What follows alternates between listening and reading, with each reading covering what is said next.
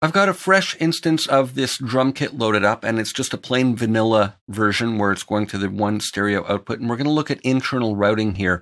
Now, we can use insert effects at various stages in the signal flow. We can insert effects plugins at the group level over here.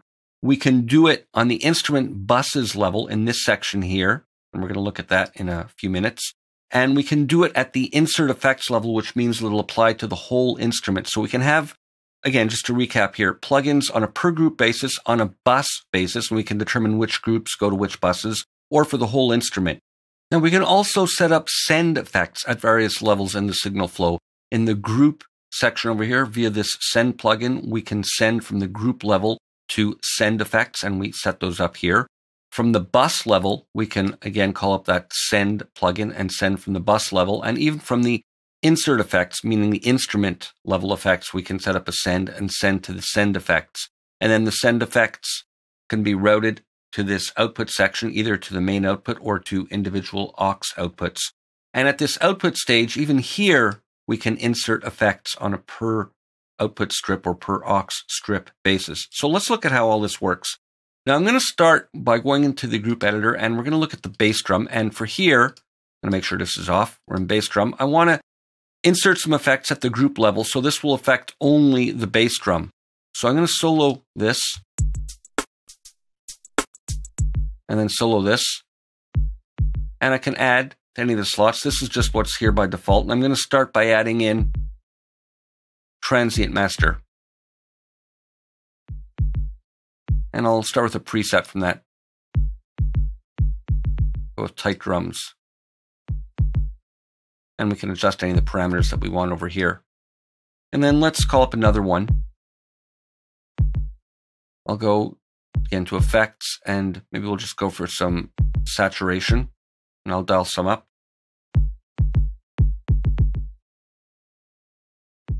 And we can bypass them. I can swap them. And that's sounding good. So let's now go to the snare group. Now again, I'll go to group solo. And now you see we have a new row of effects over here.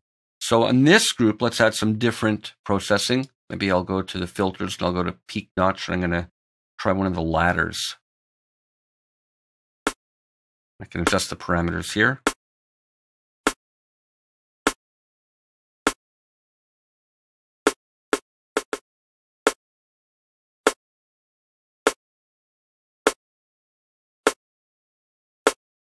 Maybe a nice resonant boost.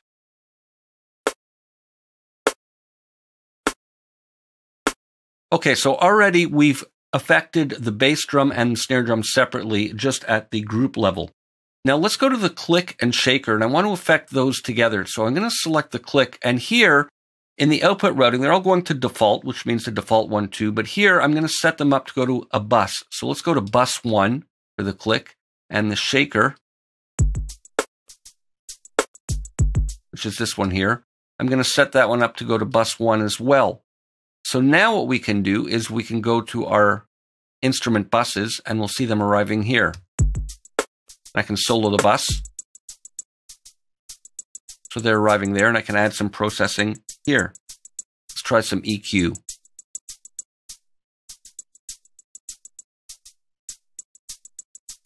I'll roll off some lows.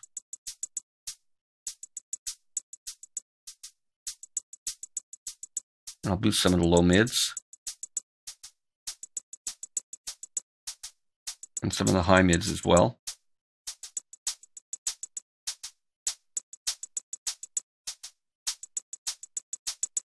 And some of the highs. And we'll just lower the whole output there. If I take it out of solo,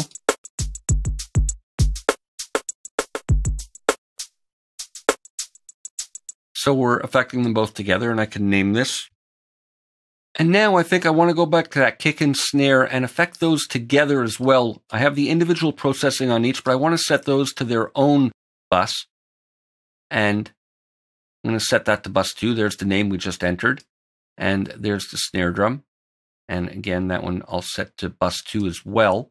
And now we can scroll down and look at bus 2.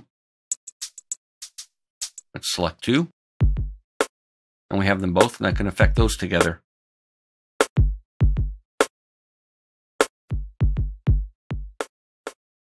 Let's put some compression to tighten them up together.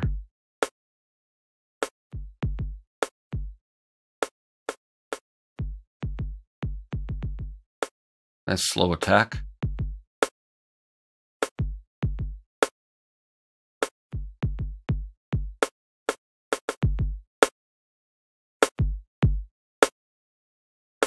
Do a quicker release, and we can even mix it in parallel.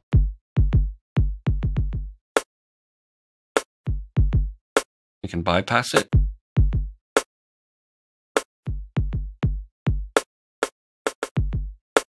Okay, that's sounding good. Now, I have all this working nicely, but I want to set up a send from the snare drum because I want to affect just the snare drum, but I don't want to have 100% wet. I want to send it to an effect like we would in a mixer.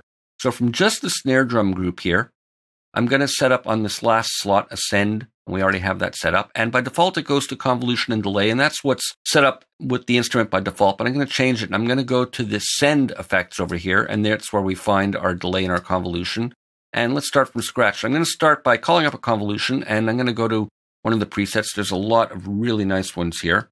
And I'm going to set up a nice effect. I'm going to go to drum filters. Maybe go to electrode clasp. And then I can set up the amount of send that I want from the dial over here. Here's just this one new convolution that we have.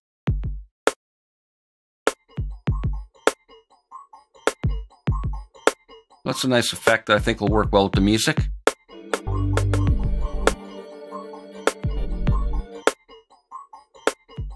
And in our send effects, I can of course edit any of the parameters.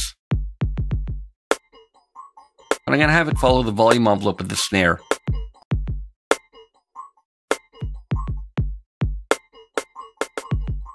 It's a little more rhythmic and sits a little bit better. And let's set up another send here. I want to get some reverb on that snare as well. And on this one, I'll choose another preset and I'll go to drum reverbs. And maybe we'll try something else here. Let's go to this one. And let's send up or send some send there.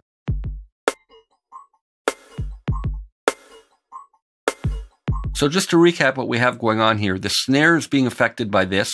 It's also being sent to the bus with the kick where it's being affected by this. And we're sending just from the snare group to these two effects. Let's name this bus just so we can keep track.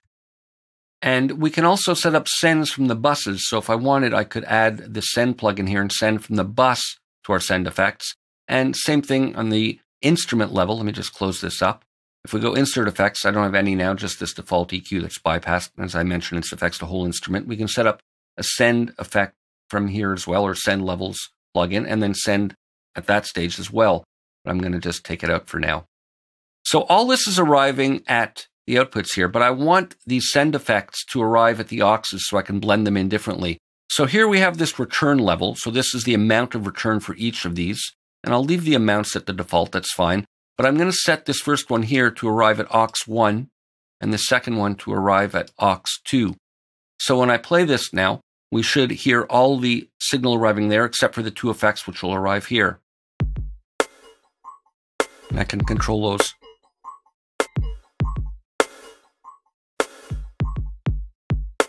Now, let's say I want to add some processing for the entire drum kit. I'm going to call up a simple 2-band EQ.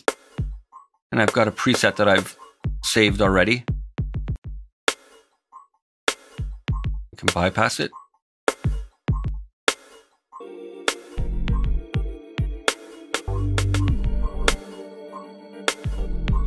So those are some ideas on how you can take advantage of the internal signal flow routing and effects, which are very nice within Kontakt. And it's great not only in a context like this with a drum kit where you want to affect different kit pieces, but if you're creating an instrument with multiple groups, maybe you're combining groups from the factory instruments like we did earlier in this series, and you want to affect the different groups uniquely, you can use the routing to your advantage that way. Or if you're creating your own instruments and you want to process different groups uniquely or summon them together, send some effects, etc. A lot of possibilities here. So this is Eli Kranzberg signing out. I hope you've enjoyed this series and picked up some ideas on how you can get the most out of the factory library in Kontakt.